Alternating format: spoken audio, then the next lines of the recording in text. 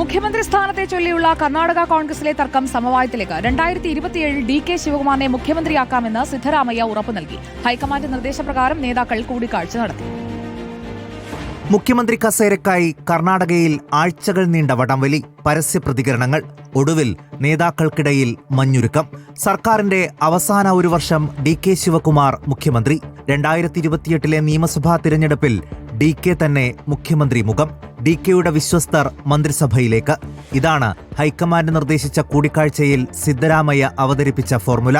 അന്നും ഇന്നും ഞങ്ങൾ ഒന്നിച്ചാണെന്ന് കൂടിക്കാഴ്ചയ്ക്ക് ശേഷം സിദ്ധരാമയ്യ പ്രഖ്യാപിച്ചു.